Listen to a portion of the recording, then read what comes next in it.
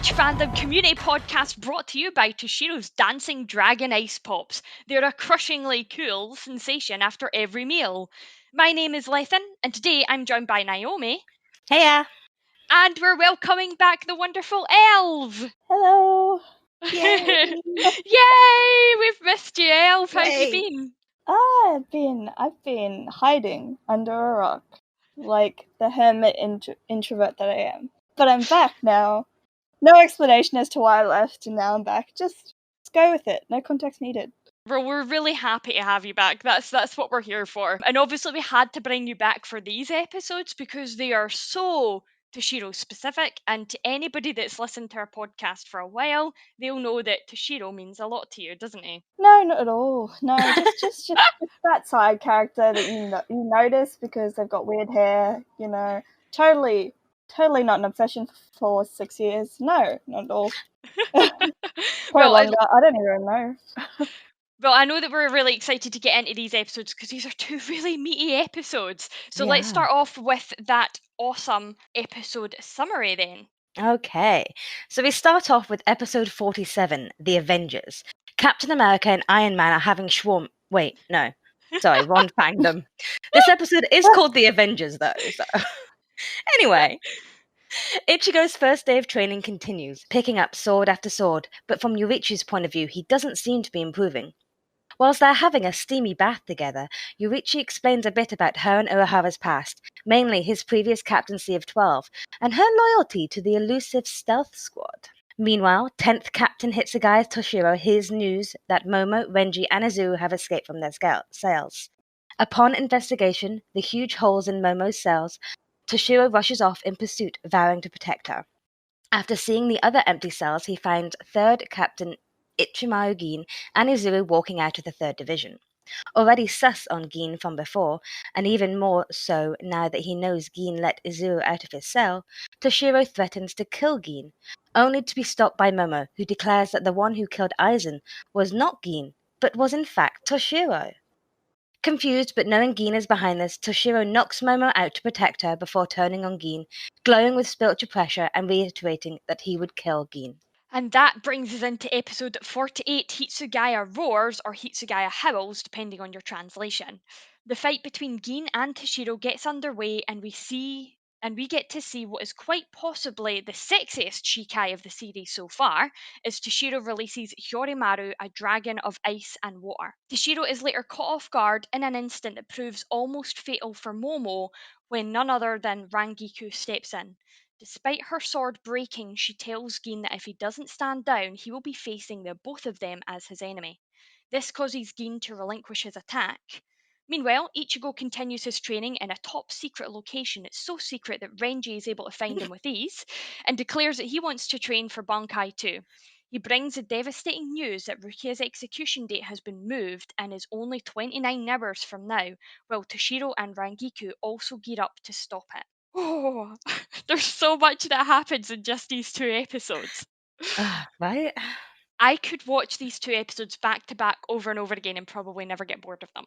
I mean, first of all, that call out was unnecessary because I have done that several times. Me saying I've watched Bleach is literally just me watching these specific episodes over and over again. So, yes, I'm a Bleach viewer. That is a lie.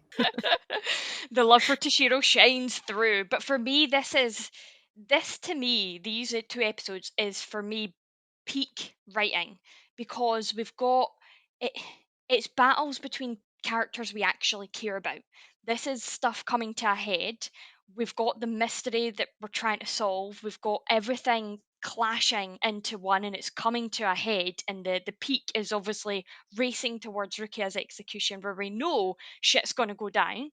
But whilst this is all happening, we're getting these little nuggets of character, background, story, and really interesting little character nuances and how these characters interact with each other that to me is just the best writing that Bleach can give us. Mm-hmm. Yeah, 100%. It also shows, like, other than the development of the story, bringing in so many different areas of characters, like you said, it also kind of literally gives you more of a look as to how crazy the Soul Society is, really, if you really think about it. Like, you got captains fighting against each other. Yeah. You have people literally breaking free of their cells, and an execution that should be the main priority that's technically forgotten about until it's all of a sudden changed to 29 hours from now. It's an absolute shit show, and it shows that it's literally not a perfect world in Soul Society. It's a literal absolute mess, but in like a great way when it comes to actually being able to watch it. And it shows a lot for what's to come when it comes to the Soul Society. Yeah, the pacing's really good as well. Like, it's So just good. enough to keep, like, Kubo has just scattered all these nuggets across all the episodes, and right now, as it's reaching the pinnacle, that's when, as you're saying, everything's just kind of coming to a head. So the pacing, it's just kept us on tenterhook this whole time, and it still is, because we still don't know all the information. But we're Yeah, still coming back and we're still watching it. And it's not as if it's dropping cliffhanger after cliffhanger on us. It's just because of the way the pacing is and the way everything's just been scattered throughout the episodes. totally agree. It's, for me, this is some of the best pacing that we get because we don't focus on any one character for too long that they become boring. Hmm. It's got the right amount of everything happening and everything racing towards that finish line that we can see happening. Oh, anyway, there's so many points here that I'm like desperate to discuss. So let's just dive into them. Baby Gin in Rangiku. How Oh, cute! I squealed. Just saying. Like, I squealed. Because this is like one of the first times that we're seeing these two as kids, so they obviously know each other, right? Yeah. And they're classmates as well, they said. Yes, yes. So I feel like we should just talk about both these episodes together. Yes, let's put these two episodes Yeah. together because they are very much hand in hand. Because, of course, then you've got Rangiku defying her friend to protect her captain, like her loyalty for her captain is there, and she goes up against someone who's saved her in the past, one of her really close friends, yet her loyalty to her captain is higher than that. I think That that is really one shows a of lot about Rangiku's character.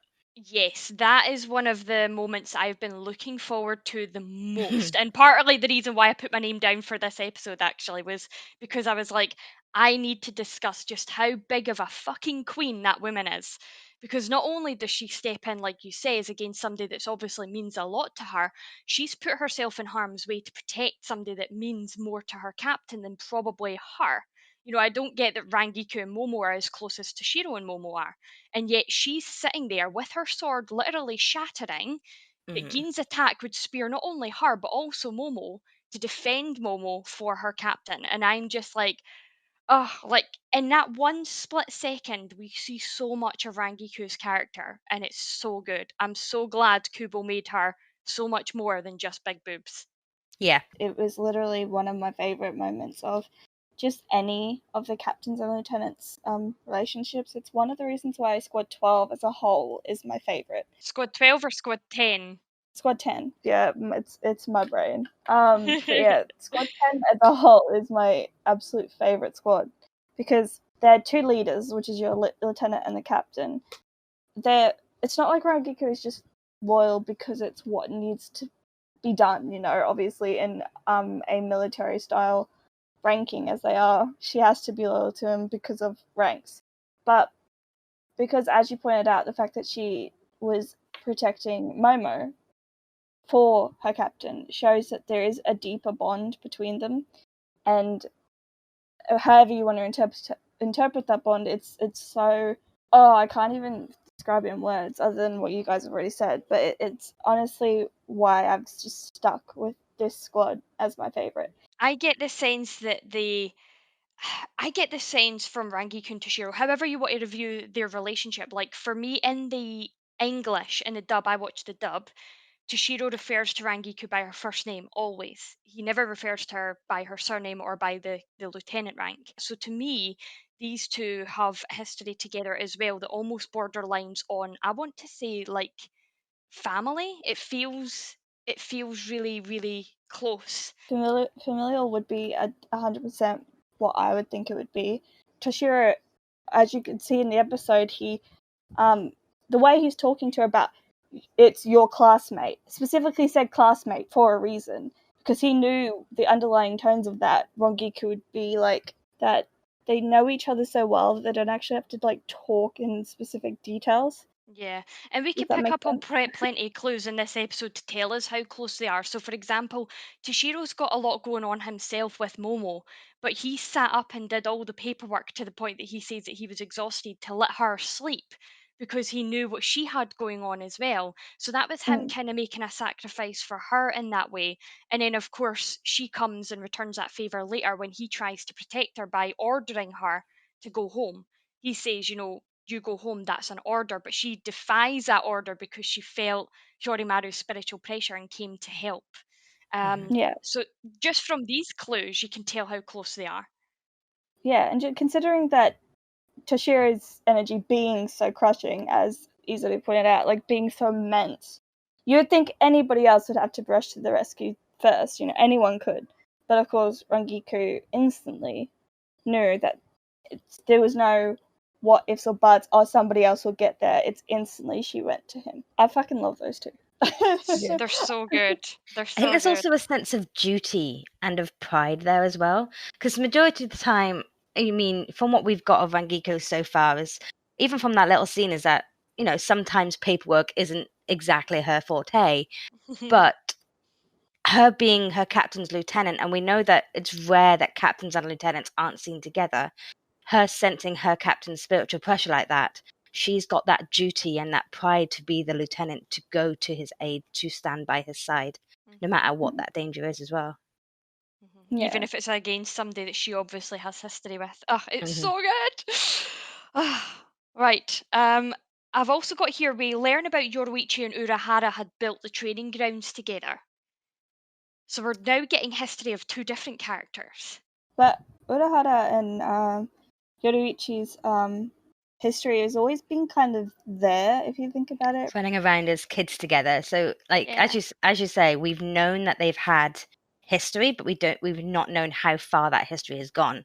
And now to find out that this history has gone back as far as when they were kids, I mean, I want to see cute little Yuichi and Urahara running around as kids.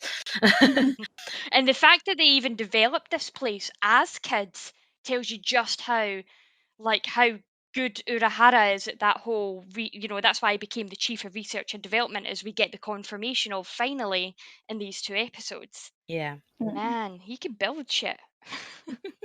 It's also crazy, speaking of Yorichi, in Urahara, the fact that the training field and then the immense task that Yorichi has to like train Ichigo in this small amount of time. It's kind of crazy, like how often did they need to use these training grounds for something like this? Like the fact that she has a plan for this.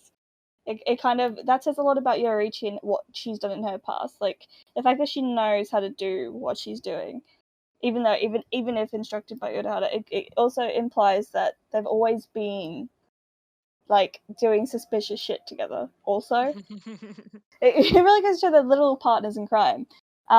And I think that's what Kubo does so well, is always including character histories together of two characters that just are like ride or die for each other, literally. And it doesn't have to be romantic at all. It can literally just be that strong, it's just loyalty. Whether for good or bad, some of the things Urahara and Yorichi does probably isn't for the best, but it shows that loyalty is such a big thing for Kubo, because he always writes it into his stories. Like, we literally had the two character building is literally on two loyal pairs, like in in the instances we just talked about. Yeah, and I love the way that he builds relationship between, because you don't see it that often, but see between opposite sex characters, so like a male and a female, because usually the minute a male and a female appear on screen together, oh, they must be shipped together. Is usually what happens. And I mean, no shitting on the community, because I know there's loads of those ships exist, but for Kubo we get to see a lot of really strong writing friendships between male and female characters, and I'm thinking not just between these episodes, but episodes that we've seen, where you've got Uryu and Orihime, and I think it's so nice to see, because you very rarely see that in media. Yeah, he's definitely written those different layers and the different stages to the relationship, hasn't he? Yeah. Yeah, and it was good to grow up on, because obviously a lot of us grew up on this. Old. But we grew up on seeing these kinds of friendships, which was very lovely. And going on friendships, because I do need to go back to Toshiro for a reason. But going to the opposite of friendships, I guess, between Momo and Toshiro. Now, this we know is going to get into a bit of hot water for me and Lethan specifically. But I'm going to do my best. I'm going to do my best. I'm going to do my best. I'm not even gonna. Can we talk about how toxic that friendship is? I don't care.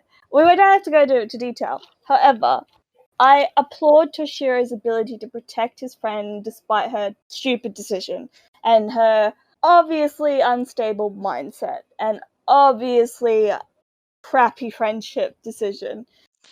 Without getting too into it, you can tell that there's just not something completely right in Momo's mind, yet Toshiro is still loyal to her, and I still respect that, kind of. That again goes to the whole loyalty thing that Kubo likes to write in there, I guess. But yeah, I kind of do want to talk about how and why. Go for it, Naomi. Let's see your counter, because I know you love Momo.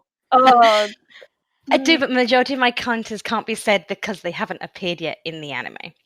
That's true, actually. Yeah. So, I mean, you totally have a point, Elv. Toshiro has this sense of loyalty. He is that friend who he knows Momo's going through some things and he's there and he's protecting, and Momo at the moment isn't so forthcoming and reciprocating of that support. But the fact that he is standing there and he is being there for her and he is completely and unwaveringly trusting her at this point, like he knows there's something not right and he wants to be there for her. So definitely there is that loyalty. So on the Momo side of it, come back to me when I can actually talk about it. Well, let's look at it. We've got some minor clues that we can pick apart, like Sherlock in this episode. So we know that she got a letter that was written in Aizen's own handwriting, which she has told us herself that she can recognise, that states that Toshiro is the one that killed him. So she's following her captain's orders in this note that she believes to be from him and written by him. Whether or not it is, we're not sure. We're just relying on her words that she says that she would recognise his own handwriting. So whoever it is that wrote this letter, wherever it came from, whoever done it is obviously manipulating Momo and trying to turn her against somebody that obviously means a lot to her. So now Momo is conflicted in that space of, is she loyal to her childhood friend, because we know that, or is she loyal to her captain? But then that goes to show that she really doesn't have much loyalty, though, because if you look at it, she wasn't wavering at all. She had a mindset. She knew what she was going to do, and she did not want to listen to Toshiro's argument. She didn't want to ask him. She had no respect or loyalty in that moment to Toshiro. It was 100% to her captain, and you can tell in the way that it's written, this is how I feel, is that it's not just to her captain. It's just somebody that she looks up to in an unhealthy way, and because she doesn't hesitate, and she's not crying because she has to go after her friend. She's crying because this is, like, it kind of is in a way, because she knows, oh no, it's Toshiro, but she doesn't hesitate. You could tell in that entire thing that she wasn't hesitating. She was never going to be able to overcome Toshiro, and that's even the more stupid part, is she went for her captain against a captain, and it was just reckless in a lot of what she did, which goes to show that it's oof. Okay, but can we also point out that Ringiku went against a captain for her captain, a captain who was her best childhood friend? There are parallels between Ringiku and Momo. There is, but it goes the opposite direction, isn't it? Well, yeah. No, but Ringiku was doing it because he was literally going to kill someone. You know what I mean? It's hers was in defense. Momo's was in defense, yeah. Complete offense, not defense. Yeah, because Momo was doing it because she believes that Toshiro killed her captain. Rangiku's doing it because So when she first found him dead, she's got a very unhealthy mindset. It's very, very unstable because she's done it before. She literally was going to fight Izuru, and Toshiro had to break it up.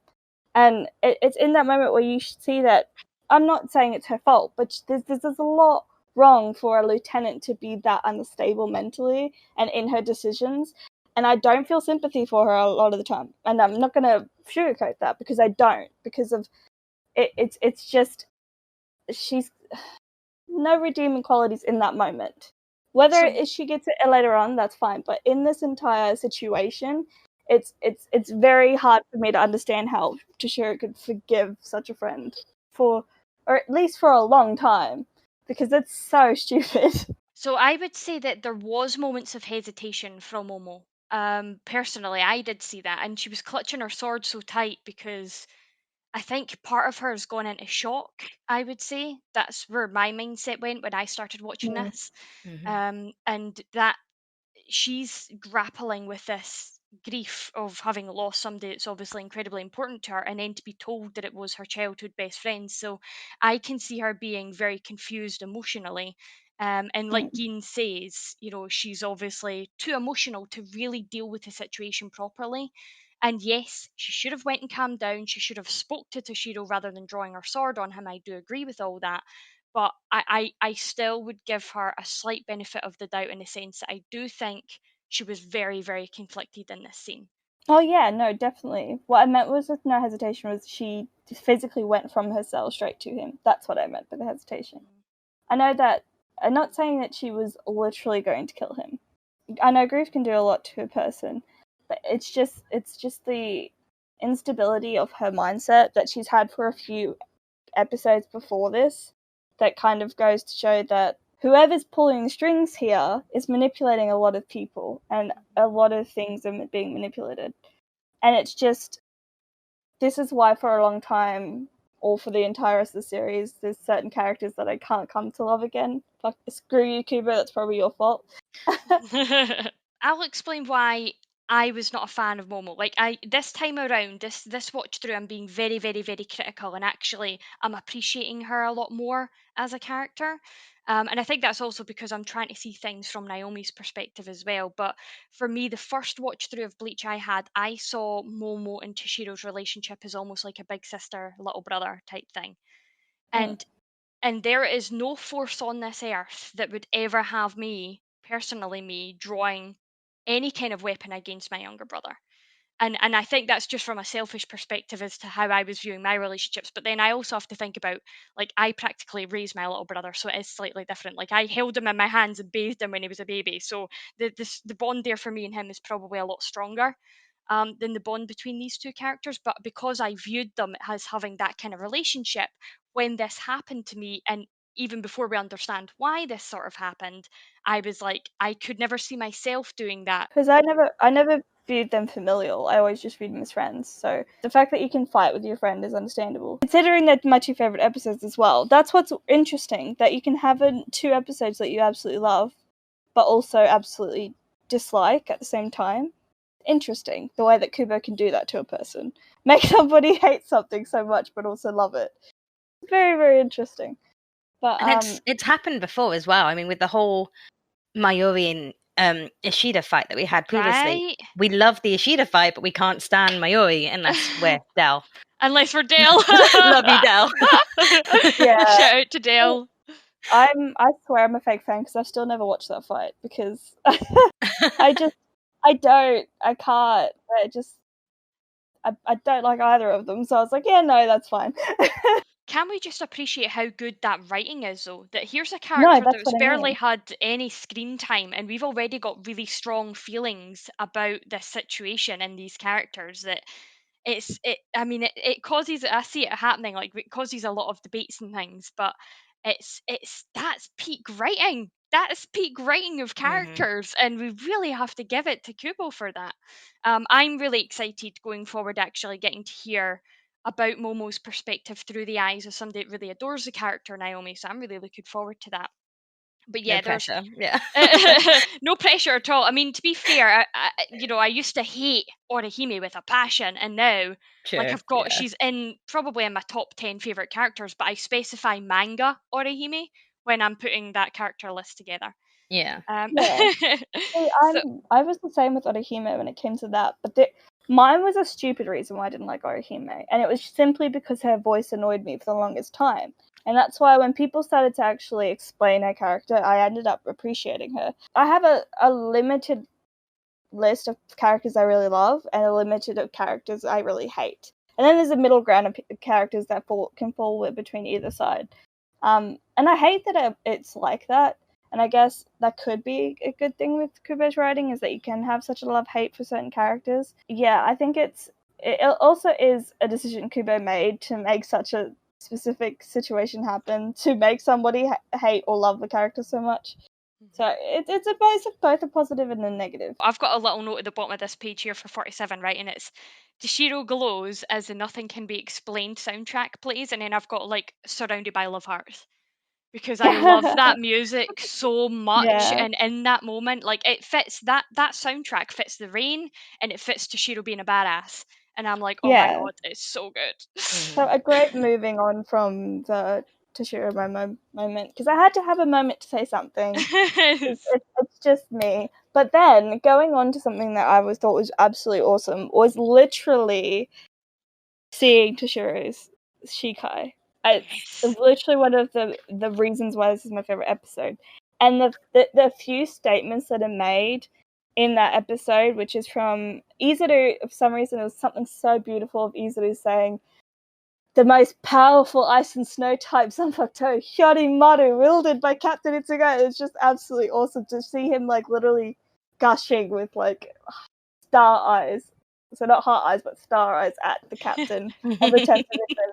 And then Gideon saying, the prodigy that comes every few centuries, Toshiro Hitsugai, "I can't underestimate you. It should be dangerous." Like something like that. And just seeing how powerful he is. He didn't even have to flick his sword and push up his fucking spirit energy like he did to show off, because just those quotes from the characters themselves instantly made this character so amazingly dangerous and strong that it was crazy. It's again coming, I guess, what Lethan's kept mentioning, great writing, because it's just those quotes alone that made me go, "Ugh, this character is definitely my favorite." It's like it's not bloating or anything. It's just gloating or anything, or it was just such a beautiful two quotes that like hyped this character up for me. Because we've also got as well, remember back in the office, he says he was exhausted. So he's doing this on the back of him saying verbally to everybody, including Rangiku, that he was exhausted that day. So I get that maybe he's not been sleeping well because he's been so worried about Momo, and everything that's been going on has probably been keeping all of them awake at night. And then he releases this. And I think, correct me if I'm wrong, Naomi, but I think, is this the first time we're seeing a physical manifestation of a Zempactol actually being the ability of said Zempactol? Yeah. Yes. Yeah. Except for Bankai, only in Shikai. Because I'm Only in thinking, Shikai, yeah. Yeah. So that just makes it even cooler. And what makes it even cooler as well, just to add on to that, is It's ice. so far we've had Shikai releases as one word: howl, cry, scream, whatever you want them to be. Whereas his isn't just one word, and depending on like which translation you're reading, it's "reign over the frosted heavens," which that is such a powerful statement, and it. Even though, the one-worded commands do hit home, this is like a whole sentence to release his Zempactol, which to me strikes, just again, hints at how powerful it could be. And what's crazy is it's a statement too. It's not just a command, it's a statement. He literally is the controller of the heavens when he unlocks his Zempactol. And I guess that's something that's absolutely amazing, because even Izuru mentions that this Zempactol can literally control the weather. And it's like, I'm so glad that it's not even in a spoiler, because he got to say that. It's he literally reigns over this bitch. Like, I'm sorry, but and mentioning something funny when it comes to translation for a moment, I could never take it seriously after learning the true command in the dubbed, which is "reign over the frosted heavens," Hyorimaru, because in the first time we hear it, which is in this episode, the dubbed goes "reign over the what is it? Rain over Rain the over frosted frozen sky. And I'm like, that was really a redundant sentence to what you just said. This is such a cool moment until I remembered that that's so wrong. It's So frozen wrong. heavens. I think we can all Yeah. agree. Let's just agree that it's frozen heavens, because that sounds instantly Yeah. 10 times cooler. Like Yeah. frosted frozen skies is an ice cream cone. You know, like Yeah, like It's his ice pops, you know. yeah, It's fine. it's his ice pops. He's got powerful. the 3 of them on sale, but the frozen heaven ones are worth the most money. Yeah, it's literally like frosted heaven or frozen heaven sounds so much better than frosted frozen sky. Like wow, a sky, but the heavens. Now that's Yeah. a godly power. The sky, anyone could do that. You want And- frosted frozen sky? Come to Scotland. So do you know, this time I've been doing my best to try and watch this very critically, and I know that there's a lot of people that don't like Toshiro, don't think he's very powerful, and yes, we'll discuss that more when things happen later. But in these episodes, I'm looking at them and I'm like, was Geen toying with Toshiro? It didn't seem like he was really. He says he was going to take him seriously, but then he waits until like the last possible moment to even draw his own Shikai. And he was still holding his own against most of what Toshiro was doing. So I think that that's an insight into kind of the power dynamic between these two characters. Or am I talking at my arse? No, I get you. Yeah, it's almost as if Geen was just waiting to see how far Toshiro would go. He's pushing this Yeah. button. He's watching, he's waiting to see, and then finally he's like, okay, like you leave me no choice. I have to do this now. And maybe it's I just mean, because he fights with that stupid grin on his face that it looks like he toys with anybody if he was fighting with anybody. I don't know. But he fights dirty. He's Oh, like he does. kicking up like wood chips in Toshiro's face and throwing his like sleeve at him, and fuck's sake. yeah, I mean, Geen, I think a big thing with Geen and Toshiro in that moment is Toshiro is willing to risk it all, as you can tell. Where Geen, it's kind of like maybe it was part of his plan of like a fallback plan of getting in trouble, perhaps. That hey, Toshiro started this, I had to retaliate. Rather, like maybe there was that moment in his head that like I need a something to fall back on if this comes back at me, which is I can blame him for starting this bullshit. Like stuff like that, because you like you said, he didn't raise his sword until Toshiro gave him no choice, and he That's can true. literally use that in an argument that, hey, he drew his sword first. You know, I was just defending myself. Kid's in trouble. He started it. literally. Meanwhile, Yama's like, really? Can we just focus on the fact that we have Ryoka running around and without everybody fighting each other? Yeah. Oh, it's so good. Naomi, have you got any points that you want to bring up? Mine actually shifts back to Yurichi and Urahara, and I'm curious as to how this is in the dub. But in the sub, Yurichi interchanges Kisuke and Urahara's names. Sometimes she refers to him as Kisuke, and sometimes she refers to him as Urahara, which is really strange considering the dynamic and the friendship and the relationships that we've already established between the two of them. And it was just this little kind of detail that I noticed, and I was just like, is this just the anime being silly? Or is there a reason as to why she's interchanging between Urahara and Kisuke? So I don't know what it was like in the dub. I can't remember the dub. Well, she kind of does in the dub. Slightly. Is it Urahara or is it Kisuke? I can't remember. I know that Ichigo calls them hat and clogs. That's really what I've got in my notes because that's hilarious. I think it's more Kisuke simply because of the English dubbed. We call each other by their first names, and I think they always revert to that. Because at first, when you were saying it, I was thinking, well, I do that in my writing for a sense of like changing it up. So I was like, unless it's something like that, it could also be something to do with the respect. And as much as they're friends, sometimes she does it out of habit because of their respect, or you call them by their last name. So maybe that is why. Simply because I know that in a lot of Asian cultures, even if you're friends, sometimes you slip up back to your respectful ways of saying things. Because it's a little habit. Kisuke is ringing a bell more to me, I think. Because the Urahara was kind of like an inner monologue. She was talking to herself. But when she was talking to Ichigo, about how her Kisuke were friends. To Ichigo, she referred to him as Kisuke. And maybe Yeah. that's that point. Maybe that's because to Ichigo he is Kisuke, and maybe that's where that's kind of coming from. Is as she's talking to him about him, she's using the respectful terms that Ichigo should be using, rather than Mr. Yeah. Backlogs. Yeah. Yeah, that's her habit, because perhaps maybe he's older than her, or maybe like that. It's literally that habit that you fall into. You go back to your honorific type of details, or maybe it's simply because it is just in a monologue, so they change it up. Yeah. It could be either, but yeah, I definitely think that they usually go with the first name in English. As much as that does also kind of tear down that thing about Rongiku and Toshiro calling him Rongiku. Toshiro calling Rongiku Rongiku. It kind of tears down that nice wall of they call each other by first names because it's just the English way. But we can pretend like it's still nice when they call each other by their first Yeah, names. because Gin still refers to Izuru as Izuru, and that is Yeah. his surname, isn't it? That's it's Kira, is Kira his surname?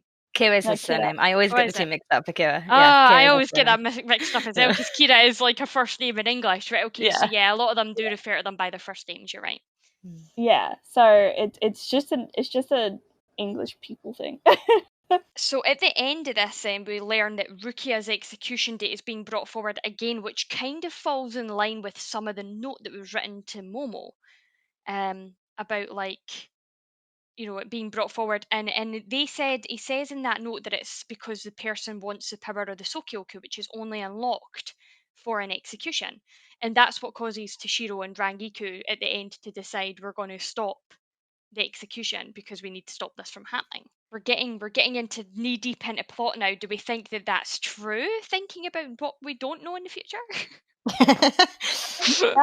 Well, thinking about what I thought when I was a kid, because surprisingly I do remember my first thoughts when this was happening, was I did actually believe it, that they were trying to harness, because it's such a I don't know, it's such an anime thing to do. Yeah, the To power have- of a million Zempactol. We spoke a lot about the story, the plot, the pacing, everything. But can we just have a shout out to the anime's transitions? Yes, have you? There was some really good transitions in there. Oh, One of them is my double take. oh, cool. I'm gonna guess now. Yeah, see if you can guess what one do you think it is. Toshiro grabbing his sword. No, that was good, but that's Ah. not my double take. It's actually Okay. not a Toshiro one. Oh, is it the glass shattering of the Zempactol? No, That but was my that's good favorite one. too. That was my favorite. Oh, then I don't know if I picked that one up then. No, well, I'm gonna have to wait. you and the Oh. listeners are just going to need to wait to the very end. Will we do anime and manga differences? Yes. So there wasn't that many, actually. The anime was pretty honourable.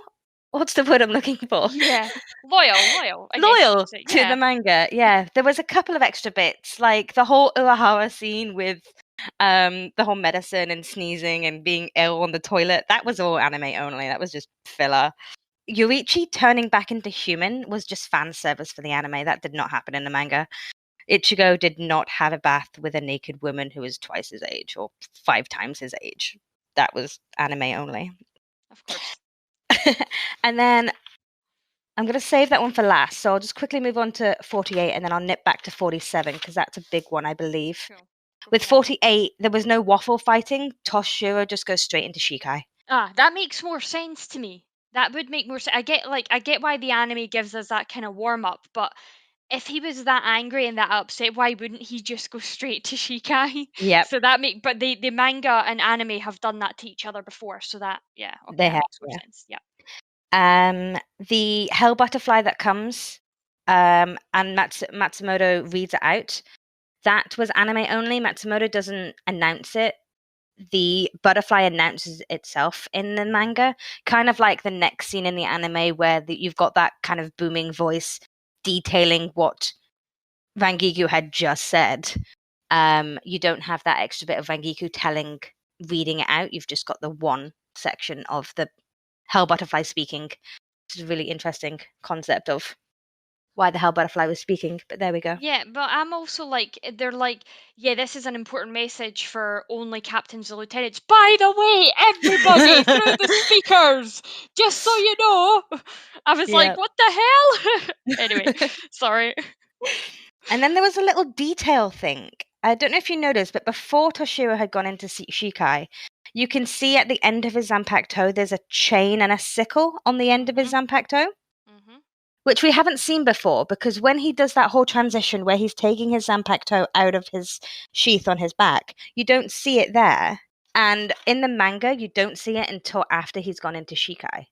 So it was a little bit of like a detail that they've added that I don't know if it is like an error for the anime's part that they've shown the chain and sickle before Shikai.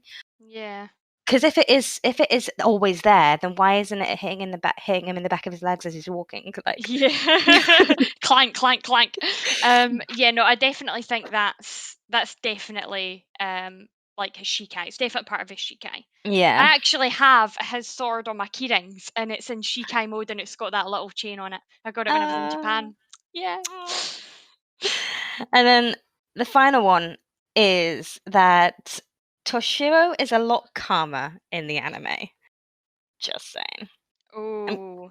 I'm going to post a manga Yes. panel, and from this panel, you get the premise that Toshiro is a lot more angrier. He is yelling. He is roaring right now. Yes. Whereas in the anime, he's not. He's just he's very calm when he says it, which is probably why they have that build up for the whole fighting before he goes into Shikai. Whereas in the manga, he goes from this kind of crouched down, yelling that you made her bleed, I'd kill you, straight into Shikai. So the anger is a lot more in there in the manga. And look at that panel, though. He doesn't pull his sword from his sheath. He rips it out. He tears his sheath completely in half. He does, yeah. That's so cool. And then Which is Gina's just like, he always does that afterwards because his sheath is made of ice. It never stays on his back. Oh, does it not? no, his sheath No, is like his- wrapped in. It's like a little Yes. bandage thing that, like a little bag thing that he's got pinned at the front. Yeah, with a little his, green with brooch. his teal scarf thing that holds it on the back, isn't it? Yeah. Then what does it look like in the manga? Is it different in the manga, or is it the same? You've got the brooch there. Let's see if I can. Oh, here we go. This is interesting. There we go. And the top panel. There we Yeah, go. so that's the same as the anime then, isn't it? So you can see the two bits of the scarf tied round, and then it connects at the front with the brooch. It's interesting because when you see it in the anime, the ties that are on the sheath just go all the way around his back and hold nothing. That's why I always find it interesting. I wonder if maybe they You know what just I mean? forgot to draw it onto No, him. it's the entire anime. It's the entire anime. When he takes his sword off, the scarf never comes off of him. It's just always to his back. So I always assumed that I see what you're it's, saying. Yeah, coming no, off you're of right. ice, Yeah. and when it lets go, the small pieces are gone. But like, I always just assumed his sheath was something he could control. To be Because it fair though, wouldn't be I think that's the same for all of them. When they start fighting, you never see their sheaths at the side. Like it's like their sheaths just disappear. So maybe that's just an animation thing because it's easier for them to animate without the sheath banging about at the side of them or on their back. It could just be a laziness thing from the animators. But yeah, I'm now thinking about like Rukia and times Ichigo as well when he had that big massive sheath that would have been on his back. You never seen that during any of the fights either. When he's got his big sword, he has like that big massive belt that connects at the front, and then it just goes to nothing on his back. So we've got the mystery of the disappearing sheaths. All this time, I'm thinking about Mayori and his placement of his sheath. I know, that's what I was thinking. I wanted to say something about that in the other episode, but I was like, that's really inappropriate. Boys and their toys. Anyway, so one of the other things I do want to bring up just before we finish those, because I will forget, and I don't know if it's going to be coming up in the manga and anime differences, Naomi, but at the end we get that shot of Rukia with who is, in the anime, you can see his badge on his side is the Lieutenant of the 13th, and she calls him Kayan, sir. And I'm like, oofed, shit's about to get real. We don't get any more than that. We just get that. That's all we get. Yeah. In the manga, you don't get his position. Or, no, you do. You get his name. Assistant Captain Shiba. Kayan. But you don't get a badge. Or the squad, right? Cool. Mhm. In the anime, you see his squad badge on his arm. So you can see what squad he is. What I liked about that is the rain, because we've spoken about rain before.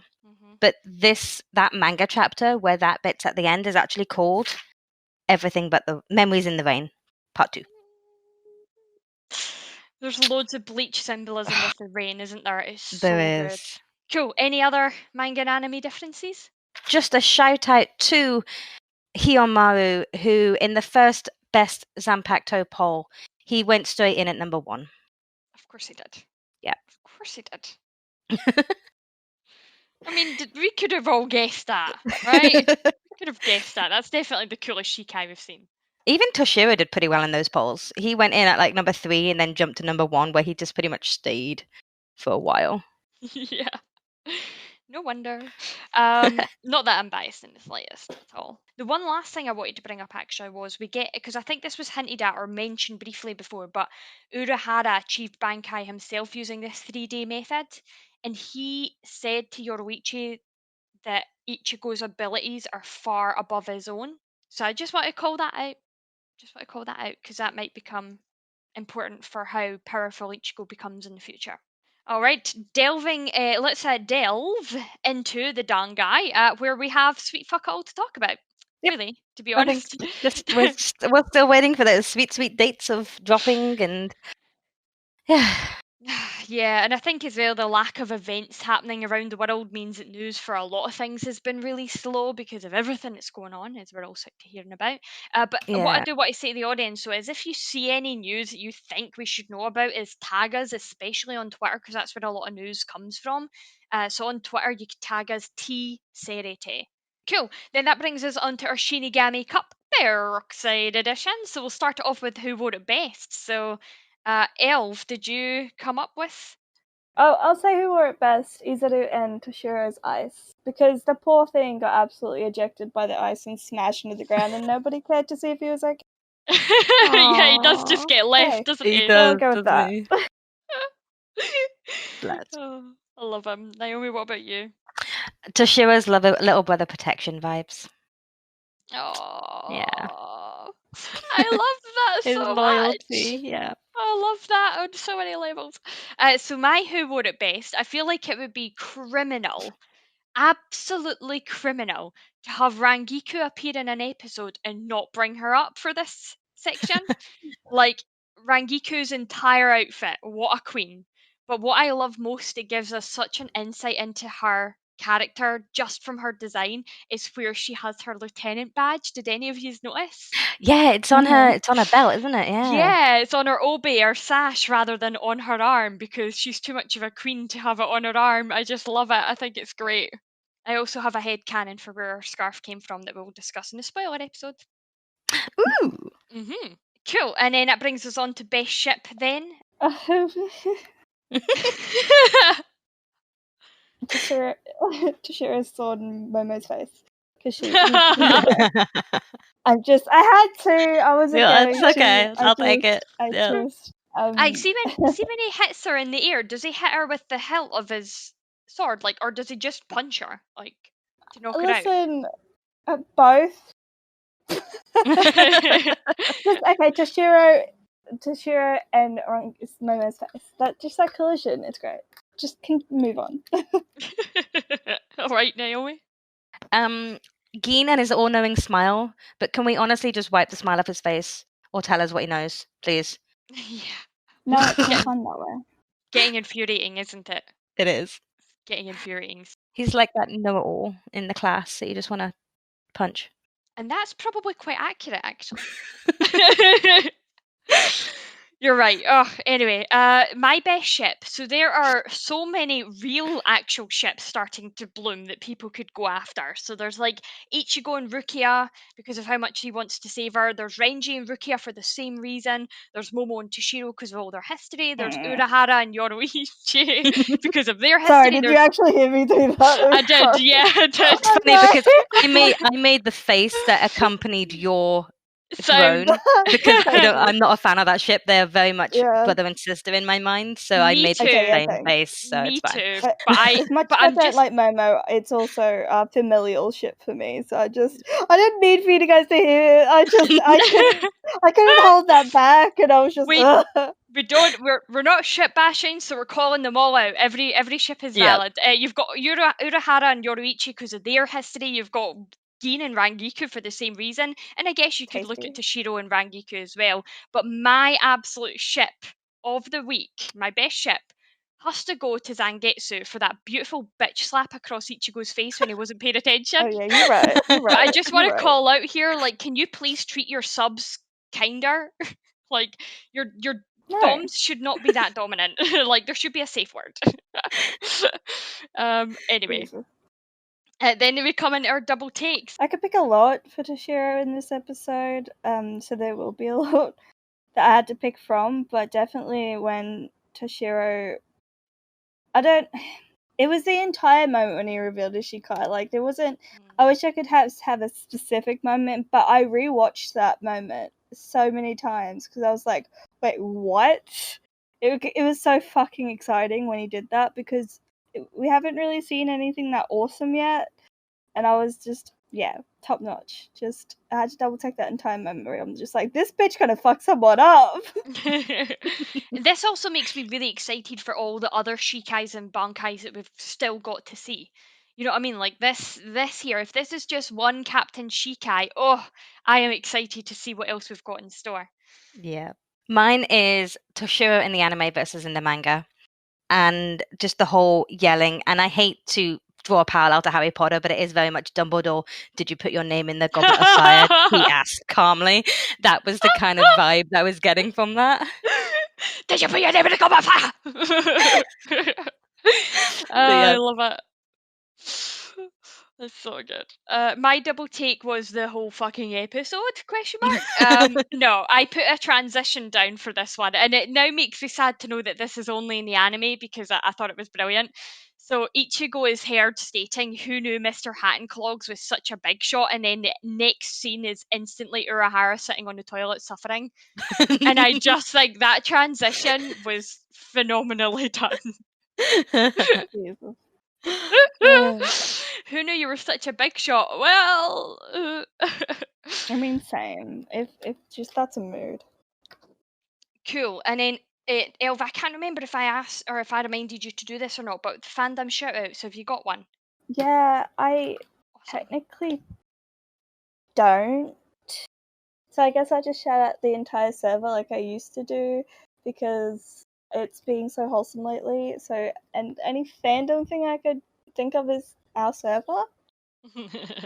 Lol, Discord at TheSeireitei. Everyone should join. I'm really this goes to show that I'm really out of shape about everything. But yeah, no, the entire server's been so amazing. We've got so many new Squad 10 recruits. Hell yeah, Squad 10's winning.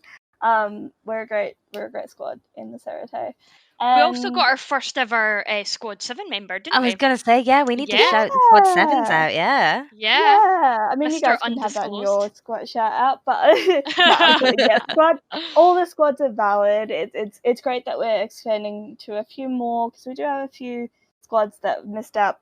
Totally not favoritism from the admin team. But yeah, we just speaking of admin team, we like to just verify that the admin team is always 100% serious, arguing about cereal in the admin chat, and don't go giving it away. Don't go giving it away. We're totally professional, totally not always just arguing. Oh, and then also arguing about the word hypothetically. We weren't hypothetically we weren't arguing about the hypothetical word. Hypothetically, we were arguing about carpet stains. 1,000%. I'm just saying, hypothetically, we might have been just upset about the word hypothetically because it's a hypothetical. It's just So the admin team, 100% professional, 100% always talking about the serious things, and 1,000% Australian cereal is the best. Yeah, continue. Hey, the good thing about being the editor is I get to cut that out. Get out with your, what is it, fucking shreddies? No, fuck off. I don't care what that is. Both of you can get fucked with your shreddies. Because I know you both have shreddies. Don't you go shitting on shreddies. Even the advert is cute with the little grannies knitting the shreddies. No, y'all, you guys are weird. Mine is something I saw scrolling through Reddit. It's from Reddit user Histrionic, and they also have an Instagram called Shefford.art, and it's this really realistic picture of Aizen. Why Aizen, though? Can we just... Oh, I saw this! I did see this! Holy shit, this went viral! That's insane. Look at the level of detail in that. Holy shit, like even the eyelashes. Yep, that wasn't the one I'd seen though. The one I'd saw is very spoilerish, and it's got spoilers for 1,000 Year Blood War. So if you continue looking at their stuff, be aware of this specific image because it is quite spoilerish. Oh yeah, my Fandom Shoutout is a total spoiler for 1,000 Year Blood Wars, but I am going to call that out to everybody. So, and I will put a spoiler tag on it when I post it in the server as well. But I did see this, and it was beautiful. It's so well done. So well done. So mine's is spoiler for 1,000 Year Blood War, but I don't care. Like, I've been holding on to this, and I refuse to hold on to it for when 1,000 Year Blood War comes out. But like, there's a lot of eye candy in the series for people that are interested in women, right? Rangiku. But there's not a lot of eye candy in the series for a lot of people that are interested in men. But this image, I'm like, oh my god, yes. And it's just making me so excited for what we've got to come. But it has very strong... I think it is, yes, of course. Yes, it is. It is. It is a piece, and I'll just say the character. I'm not going to say anything else. It is a piece of Toshiro art from 1,000 Year Blood War. It's got major spoilers in it, like huge major spoilers. Huge spoilers. Huge. And it is by Shima920. Is their tag. So please, this artist does some phenomenal stuff, but this was the one that obviously caught my eye for reasons. A lot of them. So, yes, please go and give them some love if you do not care for spoilers or you have read 1,000 Year Blood War. I'll probably bring it up again when 1,000 Year Blood War ends. I'll just be like, remember this piece? Let's just appreciate it again. Elv, it's been fantastic having you again, gushing all about Toshiro on the show. Thank you for joining us. Yeah, I'm sorry that there's a lot of kind of Momo hating. I forewarned the team that there will be a lot of salt because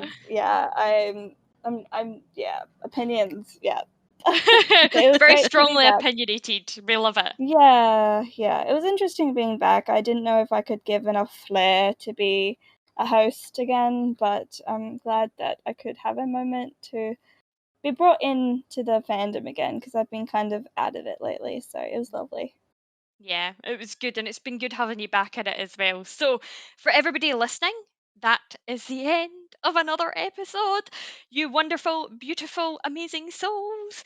If you like what you heard and you want to get involved, you can find us by searching for TheSeireitei on Facebook, Tumblr, and Instagram, and TheSeireitei on Twitter. Each of these platforms will link you to our fantastically deadly Discord family, where you can chat with us about the show, read fan fiction, take part in creative challenges like our Valentine's Day challenge is currently running, and talk anything and everything Bleach. Now, Ichigo and Rukia might reap souls, but we are hoping to reap some 5-star reviews, and that is where you come in. Make like our favourite orange-haired protector and Ichigo to iTunes to rate us, review us, and make us feel like number one. Oh my god. And if you want more fun puns, you can come into the Discord and just type in a command. We have a shit ton of dumb puns for you to enjoy. Yes, we do. To those of you listening on YouTube, don't forget to be like Chad and give us that good thumbs up. We really appreciate it. On the next episode of the podcast, we're going to be covering episode 49, Rukia's Nightmare, and because episode 50 is technically filler, we'll be skipping it and going straight to episode 51, Morning of the Sentence. So that's episodes 49, Rukia's Nightmare, and episode 51, Morning of the Sentence. We'll see you souls then. Till next time, bye! Bye.